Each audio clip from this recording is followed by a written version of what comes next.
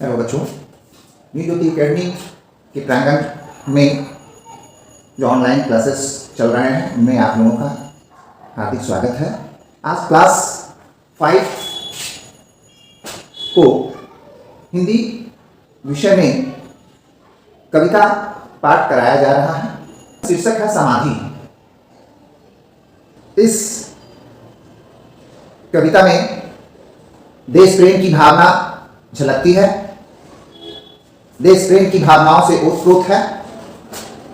दूसरे, नारी शक्ति को दर्शाया गया है। नारी शक्ति के सम्मान के संदर्भ में बातें हुई है और साथ ही यह हमें अतीत का ज्ञान भी देता है। अतीत के वीर गाथा काल के शौर्य को बतलाती है। हमें अपने देश के गौरव या यूं कहूं गौरवशाली इतिहास की याद दिलाती है। समाधि शीर्षक कविता की लेखिका सुभद्रा कुमारी चौहान जी हैं। इन्होंने अपने काव्य के पंक्तियों के माध्यम से हमारे हृदय में भी देश प्रेम की भावना को ओतप्रोत करने का प्रयास किया है। देश प्रेम की भावना का संचार करने का भी प्रयास किया है। ये बतलाते हैं कि स्वतंत्रता के लिए, आजादी के लिए बहुत बड़ी कीमत चुकानी पड़ी थी। आजादी यूं ही फ्री में, मुफ्त में हासिल नहीं हुआ। स्वतंत्रता के लिए प्राणों की आहुति देनी पड़ी थी और आहुति देने वाले अनेक वीरों और वीरांगनाओं से इतिहास भरा पड़ा है।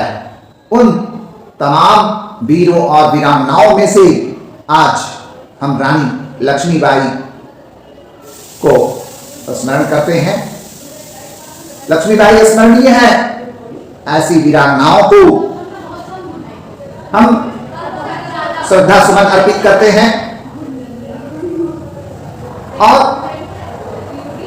श्रद्धा समर्पित करना हमारा कर्तव्य भी बनता है। महारानी की समाधि हम सबके लिए एक तीर्थ स्वरूप है। तो हम सुभद्रा जी के इस दोहे को समझे।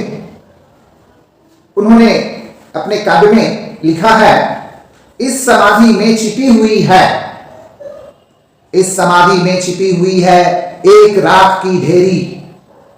इस समाधि में छिपी हुई है एक राख की ढेरी, जलकर जिसने स्वतंत्रता की, जलकर जिसने स्वतंत्रता की दिव्य आरती फेरी। यह समाधि यह लघु समाधि है। यह समाधि यह लघु समाधि है झांसी की रानी की। किसकी? झांसी की रानी की। अंतिम लीला स्थली यही है, अंतिम लीला स्थली यही है लक्ष्मी मर्दानी की। यही कहीं पर बिखर गई वह, यही कहीं पर बिखर गई वह भग्न विजय माला सी। यही कहीं पर बिखर गई वह भग्न विजय माला सी, उसके फूल यहां संचित हैं, है यह स्मृति शाला सी। सहेवार पर वार अंत तक लड़ी वीर वाला सी, आहुति सी गिर चढ़ी चिता पर चमक उठी ज्वाला सी। तो सुभद्रा कुमारी चौहान जी ने ही लक्ष्मीबाई के विषय में एक कविता लिखी थी। चमक उठी सन 57 में वह तलवार पुरानी थी, खूब लड़ी मर्दानी वह तो झांसी वाली रानी थी। इन्हीं की दूसरी कविता जिसे अभी हम पढ़ रहे हैं कि इस समाधि, ये जो समाधि बनी हुई है, आज आपको देखने में सीधा साधा सा लगता है कि एक समाधि है यहां पर। तो ये समाधि किसकी है? इस समाधि में क्या है? आपसे पूछने पर आप कहेंगे क्या होगा सर, इसमें राख होगा, ढेरी होगा। ये राख नहीं है, ये सिर्फ एकमात्र समाधि नहीं है, यह समाधि स्वतंत्रता के इतिहास को बदलाता है, जिसमें इस वीरांगना ने अंग्रेजों के दांत खट्टे कर दिए। अंत में वो स्वयं जलकर अपने आप को स्वतंत्रता की आहुति में डालकर देश को स्वतंत्र कराने में सहयोग दिया। ये दिव्य आरती, कैसी आरती की बात कही गई है? दिव्य यानी बहुत ही सुंदर सी आरती है। यह समाधि, ये जो समाधि है, यह लघु समाधि है, छोटा सा समाधि, यानी ये शव स्थल है जहां पर शव को रखा गया था और वहीं पर उसका दाह संस्कार हुआ था। झांसी की रानी उस समाधि में स्वयं ही उस स्थल पर आहुति दे दी। झांसी की रानी की अंतिम लीला स्थली वही है। लक्ष्मी वीरांगना थी, वो मर्दानी थी। मर्दानी इसलिए कहा गया कि वो मर्दानों की तरह, पुरुषों की तरह युद्ध करती थी। उसके सारे क्रियाकलाप उसी भांति थे। यही कहीं पर बिखर गई वह भग्न विजय माला सी। कवि का कहना है कि यही कहीं पर बिखर गई वह, और इसी समाधि के पास वो बिखर गई, अपने आप को बलिदान कर दी। भग्न विजय माला सी। विजय माला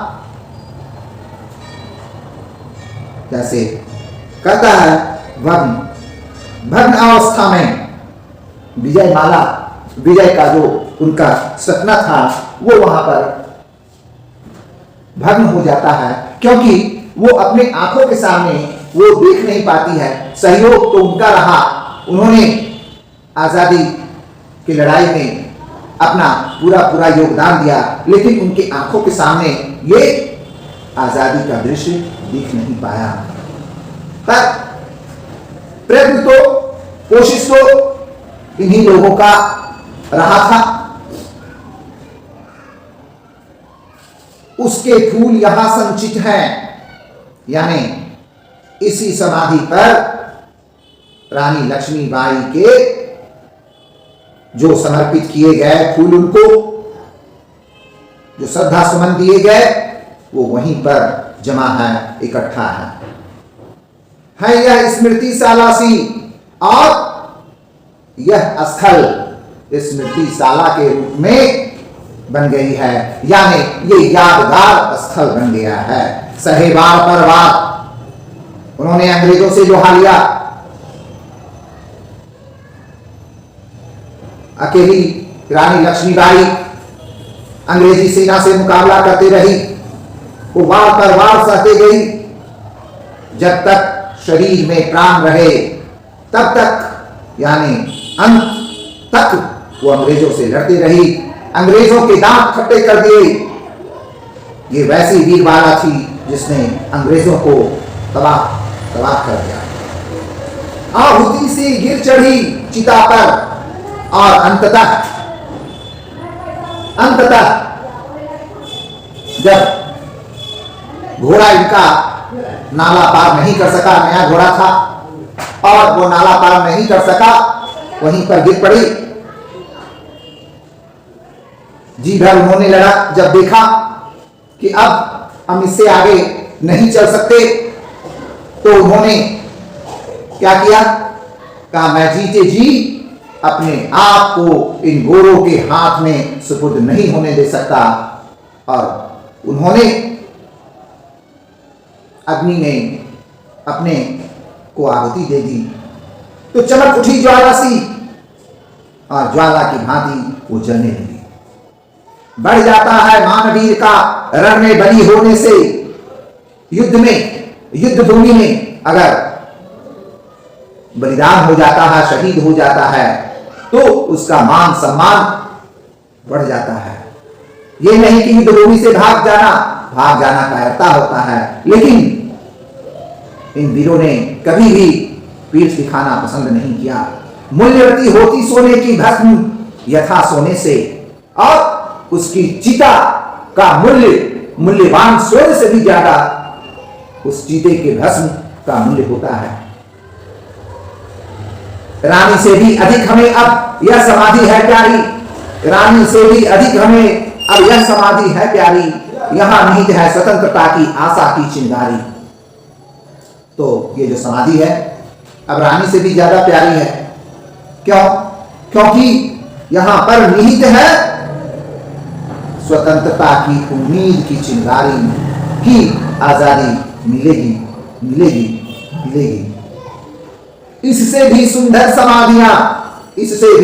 समाधियां हम जग में है पाते, उनकी गाथा पर निषेध में क्षुद्र जंतु ही जाते। तो आपने यहां पर जाना कि जो समाधि यहां पर बना हुआ है, इससे भी सुंदर सुंदर समाधि संसार में है। उनकी गाथाओं पर, उनकी कहानियों पर निश्चित,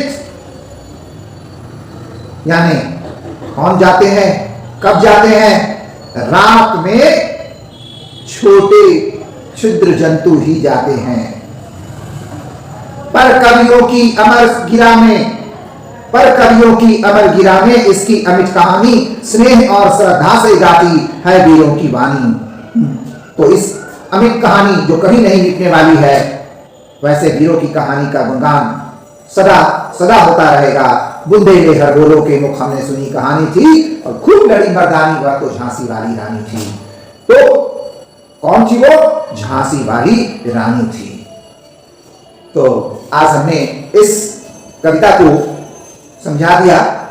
इस कविता के जो शब्दार्थ हैं उन्हें आप याद करके आएंगे, आगे फिर हम लोग चलेंगे। धन्यवाद।